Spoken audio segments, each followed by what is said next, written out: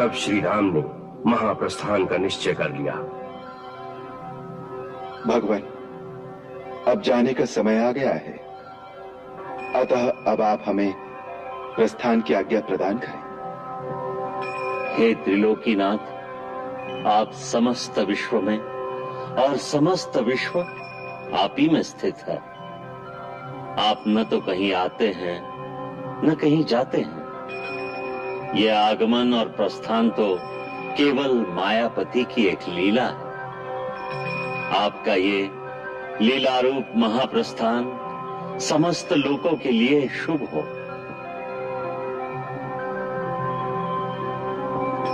ओम नमो भगवते वासुदेवाय।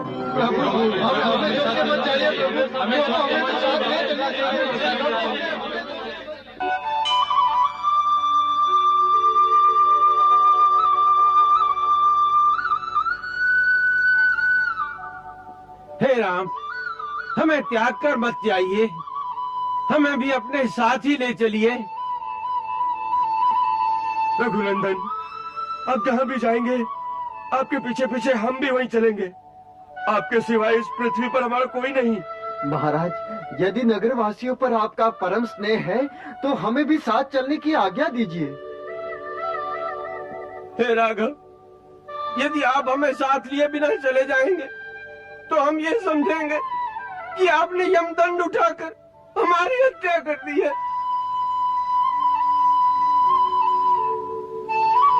हे राम, ये प्रजाजन आपके अनन्य भक्त हैं। इनमें से कितने ही देवताओं के पुत्र हैं, कितने ही गंधर्व, किन्नर, सिद्ध और तेजस्वी नागों की संतान, जो श्री ब्रह्मा जी के आदेश से मानव, वानर और वृक्ष रूप धारण करके धरती पर आपके लीला काल में आपकी सेवा करने आए हैं। अब इनकी इच्छा पूर्ण करो, अन्यथा आपके भक्त अत्यंत दुखी होंगे। आप तो भक्त वत्सल हैं। प्रभु, इन्हें आपके साथ जाने की आज्ञा दें।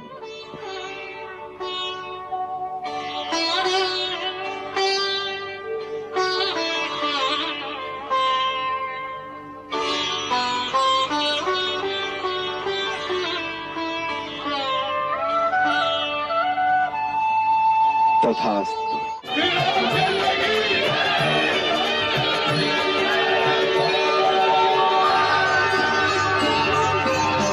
पूर्ण यहाँ के कर सब काम, पूर्ण यहाँ के कर सब काम। राजा राम चले निज धाम, अब श्री राम चले निज धाम। जय जय राम राजा राम, जय जय राम राजा राम, जय जय राम राजा राम, जय जय राम राजा राम।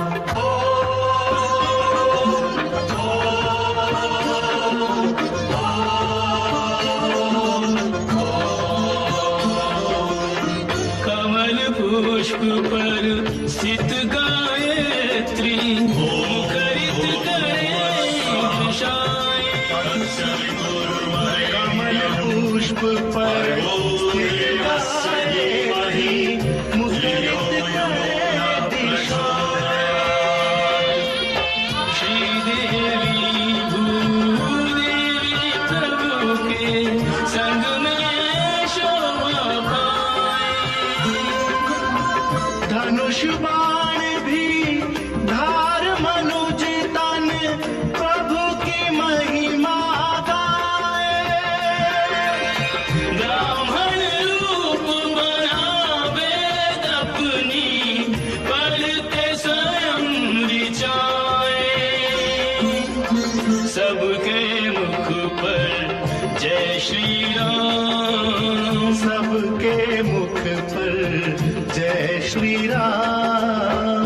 राजा राम चले निज धाम, अब श्री राम चले निज धाम। जय जय राम राजा राम, जय जय राम राजा राम, जय जय राम राजा राम, जय जय राम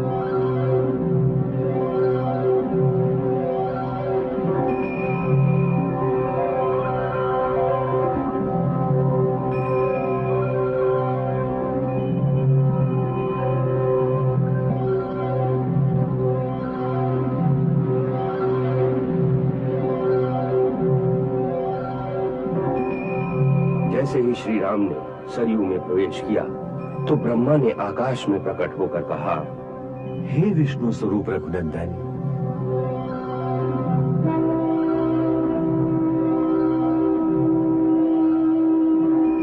प्रणाम ब्रह्मदेव। आपका कल्याण हो। हमारा बड़ा सौभाग्य है जो आप अपने परम धाम को पधार रहे हैं। हे परमेश्वर, अब आप अपने चतुर्भुज विष्णु रूप में प्रवेश करें। समस्त देवता आपके उस शाश्वत रूप का दर्शन करने को उत्सुक हैं।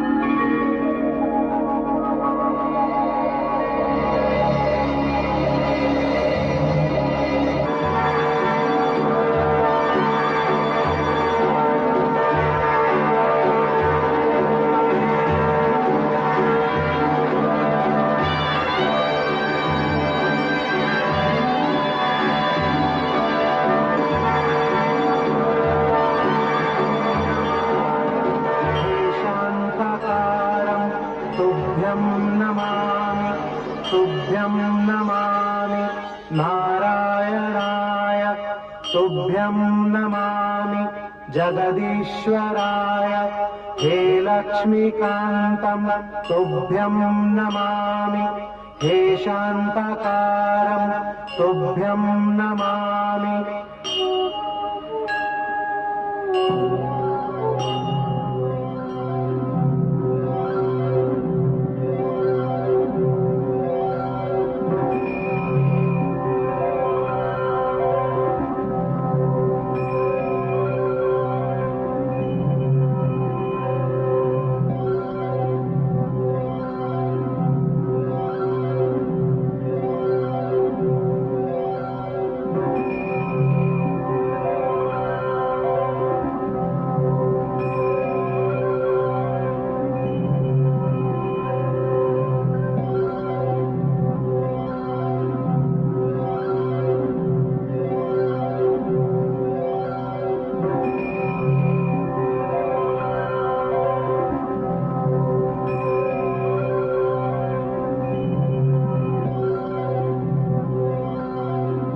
राक्षस राज विभीषण, आप धरती पर रहकर धर्म पूर्वक प्रजा की रक्षा करें और रघुकुल के देवता भगवान जगन्नाथ की आराधना करते रहें।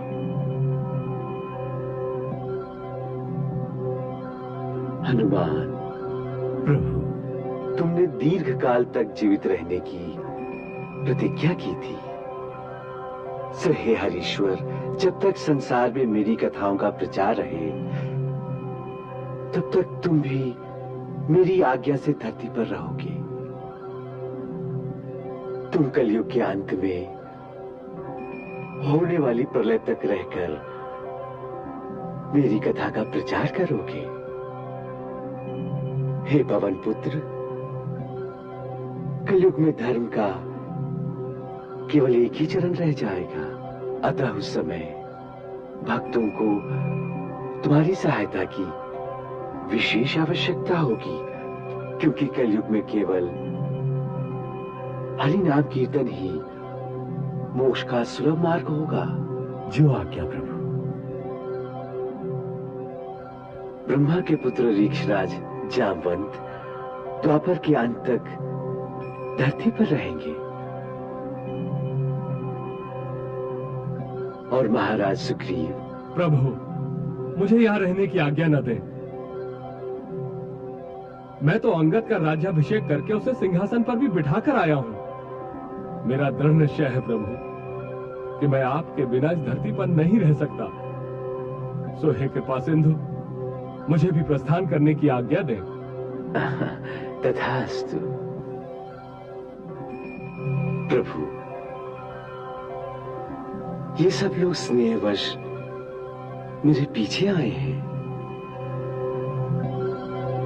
ये सब मेरे भक्त हैं जिन्होंने मेरे लिए अपने लौकिक सुखों का परित्याग किया है अतः इन्हें यहाँ छोड़कर मैं भी अपने धाम नहीं जा सकता। इस संपूर्ण जन समुदाय को भी आप उत्तम लोक प्रदान करें। भगवान, यहाँ आए हुए समस्त प्राणी जो भक्ति भाव से आपका अनुसरण करके सरयू में देह त्यागेंगे, वो सब मेरे बनाए हुए संतानक नाम के लोक में जाएंगे, जो स्वर्ग से भी ऊपर है और ब्रह्मलोक के निकट है। सुग्रीव और अन्य वानर जिन देवताओं में से उत्पन्न हुए थे, वो अपनी अपनी देव योनि में मिल जाएंगे। सुग्रीव अपने पिता भगवान सूर्यदेव का स्वरूप पाकर उनके लोक में जाएंगे। तथास्तु।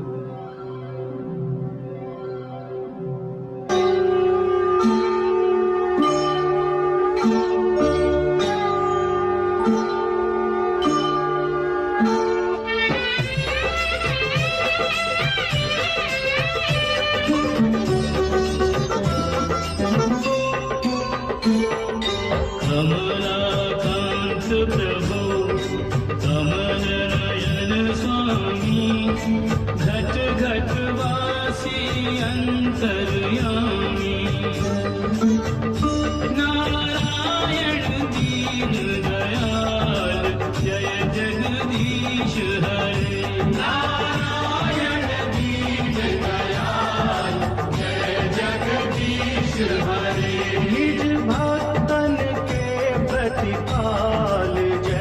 जगदीश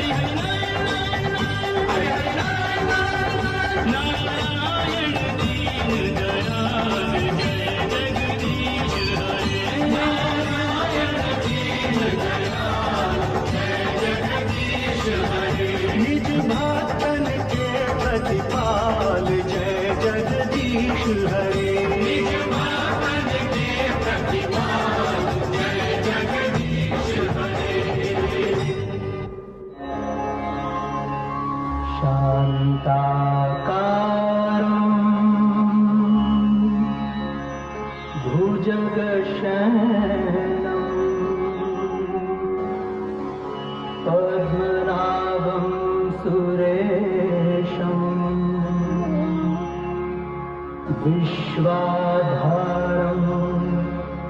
गगनसदृशम् मेघवर्णम् शुभांगम्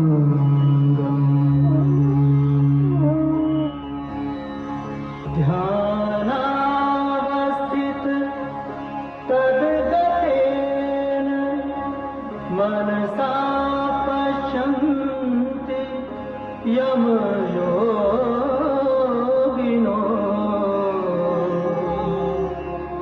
यस्यान्तं न विदुःसुरा सुरगणा देवाय तस्मै नमः।